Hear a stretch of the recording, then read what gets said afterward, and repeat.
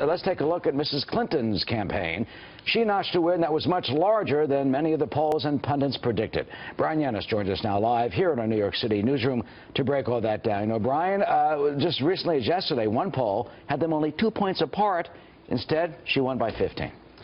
Exactly right. A double-digit win for Hillary Clinton, who can now tout a win in her adoptive home state of New York, Eric, where she served as senator for 8 years. The win adding to her already big delegate lead while stopping Senator Bernie Sanders' momentum, ending a string of 7 straight victories for his campaign coming into tonight. Now, Mrs. Clinton winning by 15 points in New York State, carried by wins in all 5 New York City boroughs, including Brooklyn, where Senator Sanders was born. Clinton overwhelmingly winning the Hispanic, black, and female vote. Now, perhaps a sigh of relief for Hillary Clinton. Polls had shown her lead narrowing to Sanders, but last night she shifted to uniting the party and to the general election.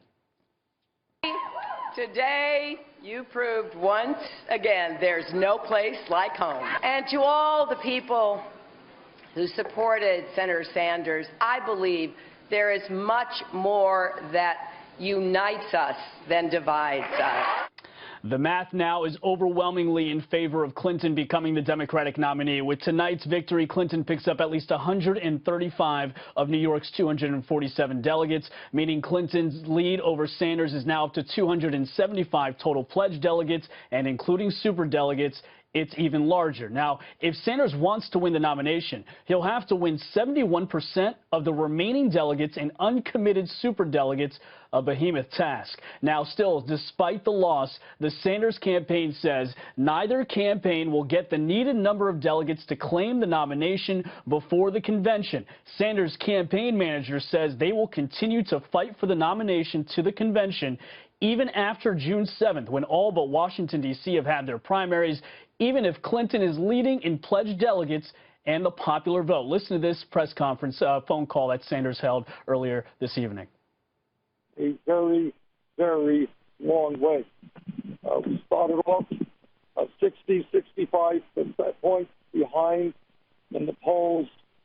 A few recent polls have actually had us in the lead. We believe we have the momentum, and we believe we have a path toward victory.